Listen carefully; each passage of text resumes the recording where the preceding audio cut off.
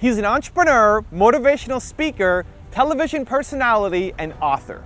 He turned down a career in accounting to focus on sales and now teaches others the art of selling. He's the author of 5 books and has hit the New York Times and Wall Street Journal bestseller lists. He's Grant Cardone, and here are his top 10 rules for success. Hey, I want to talk to you today about success. Success, duty, obligation, responsibility. If you approach it any other way, which most people are, most people think, well, I'll be successful if the economy works. I'll be successful if something happens. I'll be successful if I win the lottery ticket. Look, you're not going to be successful if you don't demand it. If you literally don't stake a claim to it and say, this is mine, it's important, you're not going to have it, I promise you. I know. I'm telling you from experience. I spent the first 25 years of my life like a spectator, watching other people get successful and then wondering why I wasn't. Success is your duty. It is your obligation and your responsibility. Almost 90% of sales managers say they don't have time, you know? And again, it goes back to, look, if you knew it was going to bank you money today, would you make time for it? Yep. So they would make time for it because they make time for the things that make them money. If you have a customer, hopefully, if you have a customer and you're working a deal with that customer and you got a hamburger in front of you, hopefully you're going to push the hamburger aside and work that deal because the priority is to make money. In the same conversation, that sales manager does not believe that sales training converts to ROI or money, so he doesn't make the time for it. When you say you don't have time, the truth is you're saying I'm not making it a priority because I don't think it makes me money. So look, you want to get your work ethic so high that people actually admire you. I'm going to ask you a question right now. Do people know you because of your unbelievable work ethic? If you can't answer yes to that, man, you're not going to get in that top 10%. You got to get at the top. People have to know you, not because, oh, he's a good salesman. Oh, he's a good this. Oh, he's an artist. Oh, he's a good pianist. Oh, he writes a great, story. No, dude, people need to know you for one major thing first. He works. He produces. The guy's there every day. The guy's pushing and shoving. Because the truth is, no matter how good your ideas are, how good your art is, or how good your skill set is, if you're not working, man, if you're not vibrating at a frequency that people say, my God, how does that guy do all that? If you're not vibrating at that rate, 10x levels, massive action, tremendous work ethic that's just a muscle now, and it's just a discipline in your life, and it's a normal way that other people think is abnormal. Ryan Seacrest, Tom Cruise, Oprah, Steven Spielberg, Donald Trump, still pumping and working as a billionaire. Look, if you're not working at that level, you're not going to make it. Get your work ethic in, man. It's the American way. Work ethic. Check it out. The biggest struggle, man, was just getting around other people that would say I could do it. I mean, that's the biggest struggle. Just you get around one guy says, yeah, you can do it. And then you talk to him tomorrow and he's like, no, dude, you can't do this shit. There's so few people telling you to do it. You know what there is a lot of? Save your money, protect yourself, conserve, don't spend, don't take risk. Taking risk is the new way to be risk adverse. So the biggest struggle for me was my family, man. The people closest to me was the biggest struggle. Every time I went out to do another deal, everybody told me, you don't need to do that, man.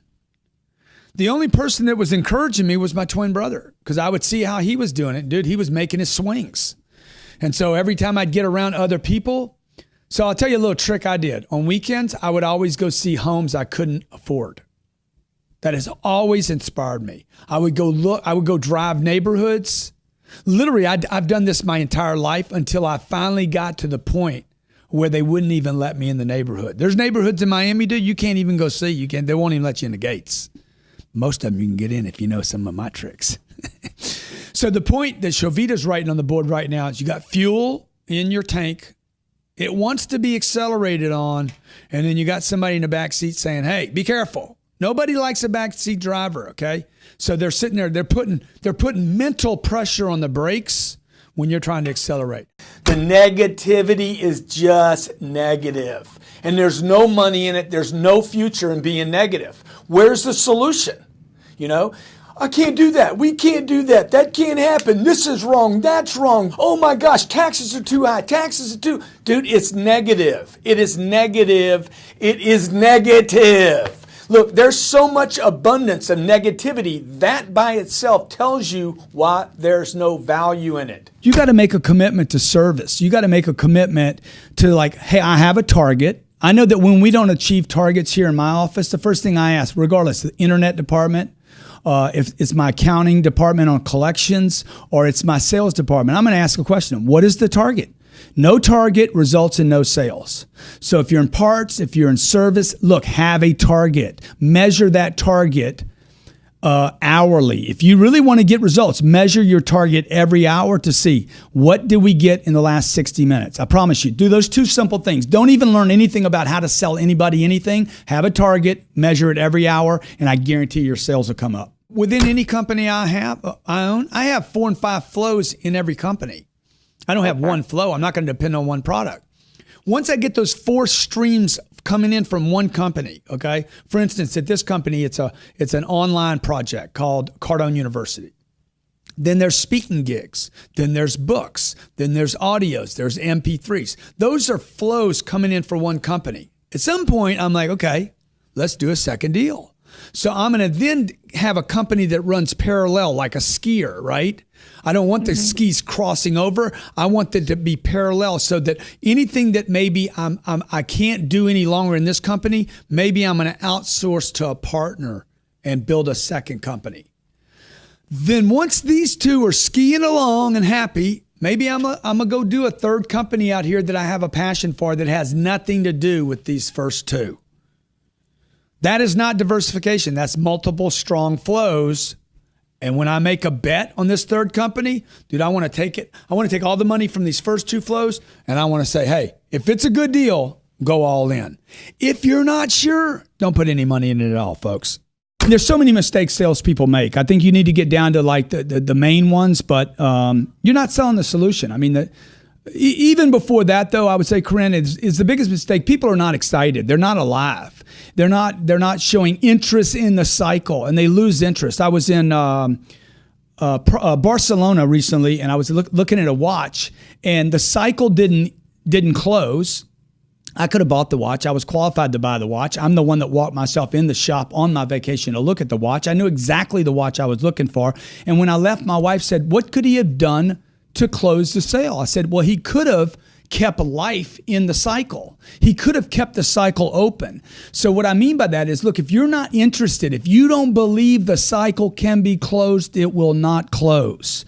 So the number one mistake I think salespeople, managers, and the store makes is they assume a close can't be had that day. I go into every cycle, every sales cycle with every prospect, every phone call, no matter how complex the sale is or how simple it is, with the belief that I can sell that product that day, this time, now.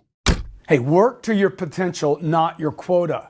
If you want to stay really motivated, if you want to answer the question to why people that have already made it keep pushing, it is because they don't operate on quotas. They operate off potential. They're driven to reach their potential. This is also tied to their ethical obligation. They know what they're capable of. Nobody can tell you what you're capable of. You're the only one that knows. Okay? So work to your potential, not your quota. Quotas are numbers. Who made them up? Some guy says, okay, your quota is blah, blah. Okay? Based on what? How did he come up with that quota? He only picked that quota, that number, because he thinks it's significant or compared to other people maybe in your industry. Look, don't operate on quotas. You want them. Clearly you want them. But you want to be driven to reach your potential, not just some number, some mechanics. Hey, my potential, I know. Nobody else knows it. I know what it is. You know yours. Work to your potential, not just a quota, and I promise you, you will be on fire day and night. Hey, Grant Cardone, I just want to give you a little encouragement here on Thursday afternoon. This week I have been in Detroit, Buffalo, New York City. I was on my way to Hartford. It got canceled because of some situations. Whoa, I just dropped my bag. Why am I telling you all this, okay? Now, I came to the wrong terminal, having to walk back to 2. I'm not asking you to feel sorry for me. I'm doing this as an encouragement video. Dude, things don't go right. You got to push harder. You got to spend money that you didn't think you were going to spend. Hang in there. Don't quit. Do not quit. push. Okay, I know how hard it is. I know it's hard. I know there's moments where everybody thinks, oh my God, what am I doing? Just keep pushing. Your family needs you to do it. Your community needs you to do it. God bless America. It definitely needs you to do it. So hang in there. Keep pushing. When you think about quitting, just understand that everybody you compete with is having the very same thought. Last man standing, baby. Man or woman. Thank you so much for watching. I made this video because Chris Waller asked me to. So if there's a famous entrepreneur that you want me to profile next, leave it in the comments below and I'll see what I can do. And I'd also love to know which of Grant's 10 rules most apply to you and you're gonna go and take action on them. Leave it in the comments. I'm gonna join in the discussion. Thank you so much for watching. Continue to believe and I'll see you soon.